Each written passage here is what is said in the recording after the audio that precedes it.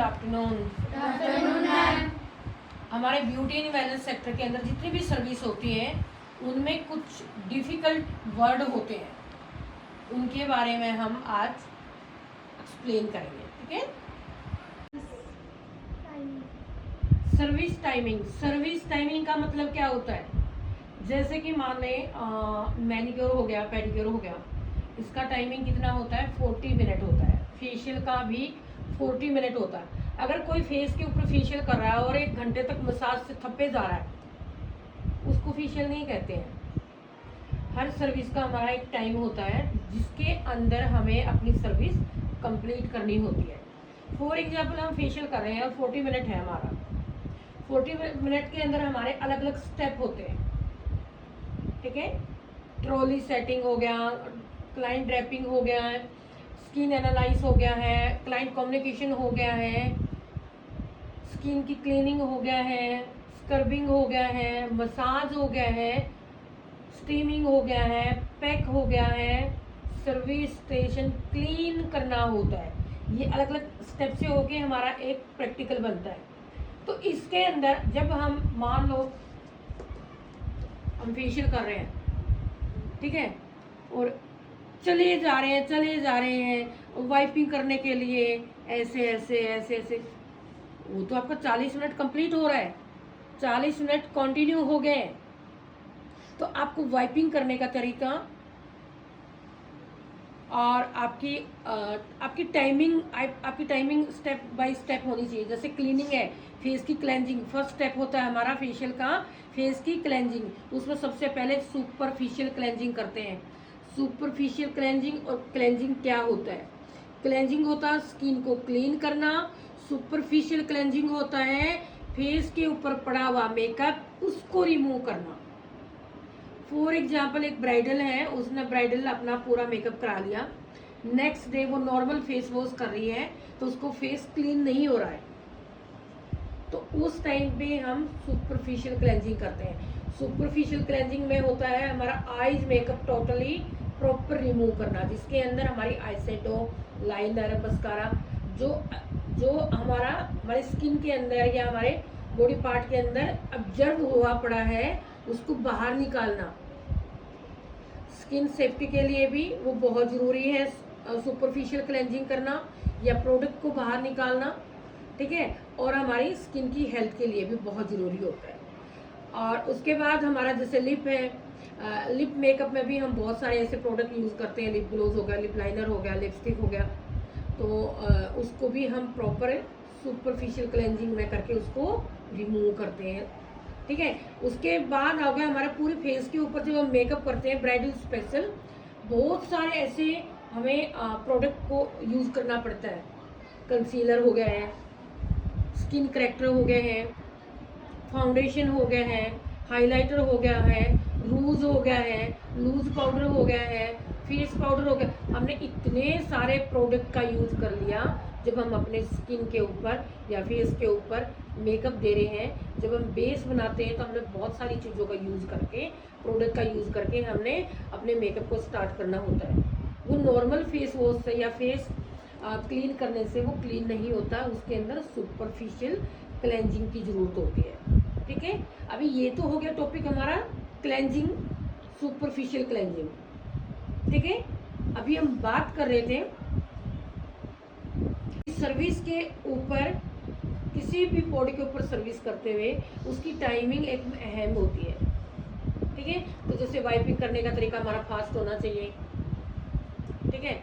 जब हम फेशियल कर रहे हैं तो जब हमने स्टेप लिए, जैसे कि हमने पहला स्टेप क्या लिया, सुपरफिशियल क्लेंजिंग लिया, सारा मेकअप रिमूव किया, और क्लाइंट बिना मेकअप के आया हुआ है, फिर क्या करोगे आप? फेशियल क्लेंजिंग करेंगे। उस टाइम हम सुपरफिशियल क्लेंजिंग नहीं करेंगे। तो उसके अंदर आपकी स्पीड होनी चाहिए, फटोफट 2 से 3 मिनट में आपको अपने फेस की क्लेंजिंग करनी है। और अगर आपको ज़रूरत पड़े तो 3 से 4 मिनट भी, 5 मिनट भी आप फेशियल क्लेंजिंग पे यूज़ कर सकते हैं। ठीक है। उसके अंदर हम जितना भी एरिया पे हमने फेशियल करना है उस एरिया को प्रॉपर क्लीन करना होता है, फ्रंट से भी और बैक से भी। समझ में आ गया? जैसे कि हम मैनिक्योर पेडिक्योर कर रहे हैं तो मैनिक्योर पेडिक्योर के अंदर आपको नेल पेंट रिमूव करने से लेकर उसके भी अपने स्टेप हैं। नेल पेंट रिमूव करना होता है, उसके बाद पैर को डीप करना होता है, उसके बाद पैर को ब्रशिंग करना होता है, उसके बाद पैर को पूरे पैर की क्लीनिंग करना होता है। हार्ड स्टोन की ज़रूरत है तो वो भी उसको यूज़ करना है। नेक्स्ट स्टेप उसमें पेडिक्योर में आ जाता है, पैरों को क्लीन करेंगे, टब से बाहर निकालेंगे पैरों को। उसके बाद हम अपने पैरों के ऊपर स्क्रबिंग करेंगे। स्क्रबिंग आप पैरों के ऊपर 4 से 5 मिनट तक आप उसको कंप्लीट करेंगे। उसके बाद आता है हमारा मसाज। मसाज करेंगे 10 से 15 मिनट। ज़रूरत हो तो आप 10 मिनट में भी कंप्लीट कर सकते हैं मसाज। अगर मसाज की ज़्यादा ज़रूरत है तो 15 मिनट भी कर सकते हैं, पर आप 20 मिनट नहीं कर सकते और 5 मिनट नहीं कर सकते। उसका अपना एक टाइम होता है स्टेप का, ठीक है। उसके बाद आता है हमारा स्क्रबिंग। हो गया था, मसाज की बात हो रही है। मसाज 10 से 15 मिनट का टाइमिंग हो गया, ठीक है। मसाज के बाद आप स्टीमिंग देंगे। स्टीमिंग 4 से 5 मिनट में होती है। उसके बाद क्यूटिकल को क्लीन करेंगे। उसके बाद क्यूटिकल को क्लीन करने के बाद पूरी फाइलिंग करेंगे। जैसे नेल को कट करना है, नेल को शेप देना है, ठीक है, प्रॉपर क्यूटिकल को कट करना हो, ज़रूरत हो, वो सब फाइलिंग करने के बाद आप क्यूटिकल की मसाज करेंगे और फिर पैर के ऊपर नेल पेंट अप्लाई करेंगे। तो ये स्टेप होते हैं। तो 40 मिनट में कैसे करना, आपको टाइम का पूरा ध्यान रखना है। नेल पेंट को रिमूव करना और अप्लाई करना सेम टाइम लगता है, उसमें कम और ज़्यादा नहीं बढ़ा सकते। कम और ज़्यादा पैर की क्लीनिंग में, स्क्रबिंग में, मसाज में बढ़ा सकते हैं। स्टीमिंग में भी बहुत ज़्यादा टाइम को कम और ज़्यादा नहीं कर सकते, उतना ही आपको टाइमिंग देना। तो हमारे किसी भी प्रैक्टिकल के अंदर हर सर्विस का एक टाइम होता है, उस टाइम के अंदर ही हमने उसको कंप्लीट करना है। अभी समझ में आ गया आप लोगों को कि सर्विस के बीच में टाइम की क्या वैल्यू होती है, ठीक है। आपने मसाज तो पूरे फेशियल के ऊपर 8 मिनट की है, 10 मिनट की है। और जब आप वाइपिंग कितनी बार करेंगे, क्लेंजिंग के बाद वाइपिंग होता है, स्क्रबिंग के बाद वाइपिंग होता है, मसाज के बाद वाइपिंग होता है, और आपका पैक के बाद वाइपिंग होता है। तो वाइपिंग इतनी बार होगा, तो आपने अगर 15 मिनट वाइपिंग में निकाल दिए तो इट्स रॉन्ग। 40 मिनट में से 15 मिनट आपने सिर्फ वाइपिंग में निकाल दिए तो आपने सर्विस में कुछ दिया ही नहीं। तो आपकी वाइपिंग का स्पीड होना चाहिए और वाइपिंग प्रॉपर होनी चाहिए, ठीक है। Difficult word, collar bone. Collar का मतलब क्या होता है, ये वाले कॉलर जो आपके कमीज पर लगे हुए, जो आपकी नेक के आसपास होते हैं। बोन क्या होता है, हड्डी। ये जो कॉलर है हमारा, इसका ये जो बोन है, ये वाला बोन, इसको हम कॉलर बोन बोलेंगे।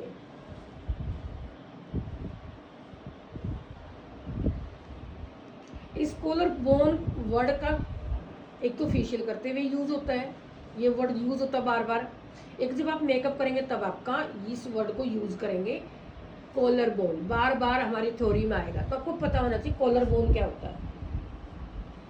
COLLER, collar bone, BONE, bone. Difficult word, T zone.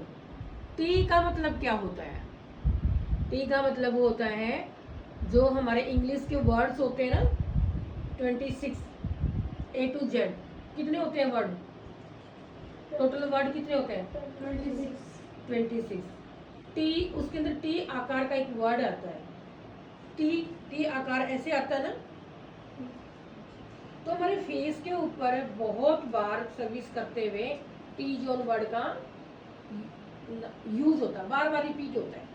तो ये जो हमारा ये वाला और ये जो टी के आकार में जो हमारे फेस का एरिया आता है टी आकार में, उसको टी जोन बोलते हैं। मेनली इस एरिया पे हमारे स्किन के अंदर ऑयली ग्लैंड सबसे ज़्यादा एक्टिव होते हैं और यहाँ पर ऑयल सबसे ज़्यादा बनता है। फेस के टी जोन को आप स्किन टाइप में, मेकअप में, फेशियल में, ब्लीच में बहुत बार सर्विस करते हुए टी जोन का वर्ड का यूज होता है। टी जोड़ का समझ में आ गया। वाटर टच, जब भी हम कोई भी बॉडी के ऊपर सर्विस करते हैं तो हमें वाटर टच की जरूरत होती है, खासकर मसाज मूवमेंट में। चाहे बॉडी मसाज कर रहे हैं, मैनिक्योर पेडिक्योर की मसाज कर रहे हैं या फेशियल की मसाज कर रहे हैं, तो हमें वाटर टच की ज़रूरत होती है। जब हम मसाज कर रहे होते हैं तो हमारा जो स्किन के अंदर जो भी हमारी मसाज क्रीम है वो फटाफट हमारी स्किन ऑब्जर्व कर लेती है उस स्किन को, उसको प्रोडक्ट को, क्रीम को या ऑयल को अंदर ऑब्जर्व कर लेती है। जब हम कर रहे होते हैं तो हमारे हाथ पर फिर ड्राई ड्राई लगने लगता है। तो ड्राई हाथ के ऊपर आप किसी भी बॉडी पार्ट के ऊपर मसाज नहीं करेंगे और बार बार प्रोडक्ट भी नहीं लेंगे। तो उस टाइम हम वाटर का टच लेंगे। हम रोज़ वाटर का टच भी ले सकते हैं, हम सिंपल पानी का भी टच ले सकते हैं। टच का मतलब होता है छूना, वाटर का मतलब है पानी। तो पानी के छूने का मतलब क्या है? वाटर टच का मतलब है जब हम वाटर टच लेंगे तो हमने ऐसे हाथ नहीं मारना, ठीक है, और ऐसे भी नहीं लेना। वाटर टच कैसे लेना, ठीक है, और ऐसे भी नहीं लेना। एक तरीका होता है। फॉर एग्जाम्पल हम वाटर टच कर रहे हैं और हम फेशियल कर रहे हैं तो मेरा हाथ ये जाएगा, बैक वाली साइड से हमेशा हम पानी को वाटर टच करेंगे, पूरा हाथ उसमें नहीं डालेंगे, पूरा हाथ भी नहीं डालेंगे। बहुत अच्छे तरीके से सलीके से हमने वाटर टच ये लेना है और एक हाथ हमने यहीं रखना है। उसके बाद ये वाटर टच है। इससे कभी भी एक्स्ट्रा पानी हाथ में आ नहीं सकता जो कि उसके आंख में, नाक में या कपड़ों में घुसे, तो इससे ज़्यादा नहीं आ सकता। जितनी ज़रूरत होती है हमेशा उतना ही वाटर आएगा हमारे बैक वाले एरिए में जब हम, और उसके बाद हमने ये करना है और फिर हमने अपने दोनों हाथों से उस वाटर को लेना है। समझ में आ गया? और अगर मान लो कई बार एक्स्ट्रा पानी आ गया, गलती से ही आ गया, कैसे भी आ गया, तो हमने पानी ज़्यादा ले लिया, तो हमने ये पानी यूं टपकते टपकते नहीं सर्विस करनी है। अगर हमारे हाथ में एक्स्ट्रा पानी आ भी गया तो भी हम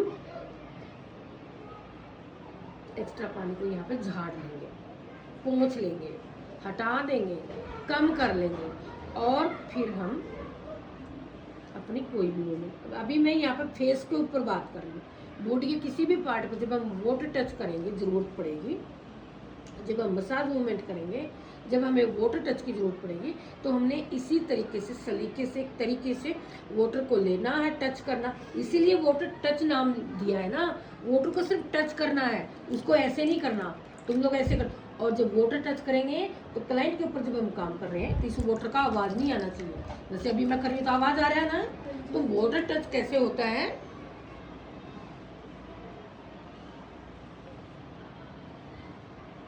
आई आवाज़? नहीं आई ना, क्योंकि जब हम मसाज मूवमेंट दे रहे हैं तो बॉडी और माइंड हमारा रिलैक्स होना चाहिए। कोई भी ऐसी नॉइज उसके कानों में नहीं आनी चाहिए जिससे कि उसका दिमाग रिलैक्सिंग से हटके उस चीज़ के ऊपर जाए। उसे हम इसीलिए प्रॉपर तरीके से मसाज रूम के अंदर एक अलग टाइप का जो मेडिटेशन टाइप का जो म्यूजिक होता है, इसलिए वो म्यूजिक चलाया जाता है, ताकि जब हम मसाज कर रहे हैं उसका पूरा फ़ायदा तभी होगा।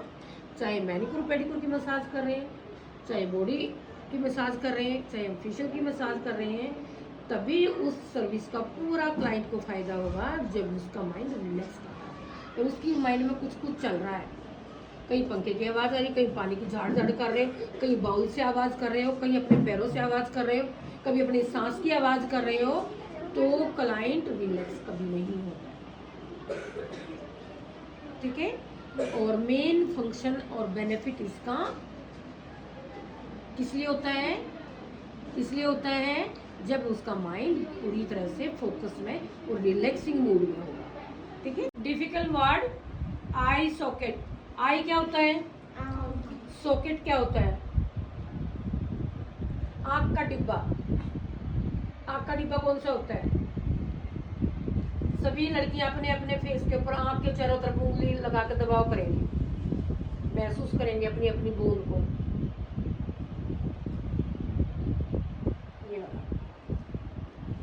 जिस जिसके अंदर में हमारी आँख बैठी है, जिसके अंदर हमारी ये आँख बैठी है ना, इसके चारों तरफ की ये बोन है ना, बोन, इसको आई सॉकेट बोलते हैं, ये वाली, ठीक है। जिसके अंदर हमारी आँख बैठी है, हमारी जो आई रेस्ट कर रही है, जो इसके चारों तरफ जो लगी हुई जो ये बोन है एक शेप में, इसको आई सॉकेट बोलते हैं, ठीक है। जैसे हमारी आँख खुलती है, बंद होती है, क्या नाम है इसका? आई सॉकेट, ठीक है। जब हम मेनली मेकअप करते हैं या फेशियल करते हैं, फिर इसके ऊपर कोई भी सर्विस करेंगे तो आई सॉकेट वर्ड बार बार यूज होता है।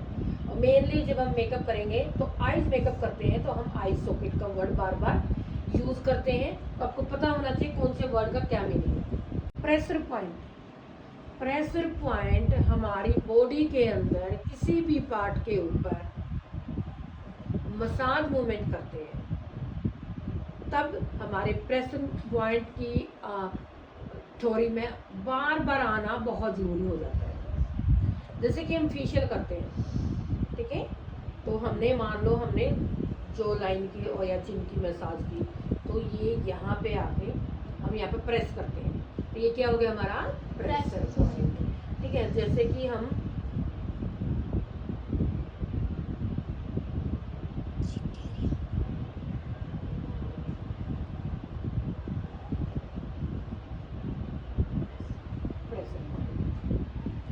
मैनिक्योर पेडिक्योर करो, बॉडी मसाज करो, फेशियल मसाज करो, तो हमारा प्रेशर पॉइंट वर्ड यूज होता बार बार। प्रेशर का पॉइंट का मतलब है किसी एक पॉइंट के ऊपर प्रेस करना, प्रेस का मतलब होता है दबाव देना, उसको प्रेशर पॉइंट बोलते हैं, ठीक है। प्रेशर पॉइंट मैनिक्योर पेडिक्योर में भी यूज होता है। प्रेशर पॉइंट वर्ड हमारा फेशियल में भी यूज होता है। प्रेशर पॉइंट वर्ड हमारा बॉडी मसाज में भी यूज होता है। प्रेशर पॉइंट वर्ड से ही पता चलता है, प्रेशर का मतलब होता है दबाव, पॉइंट का मतलब होता है किसी एक एरिया के ऊपर, किसी एक एरिया के ऊपर दबाव देना प्रेशर पॉइंट होता है।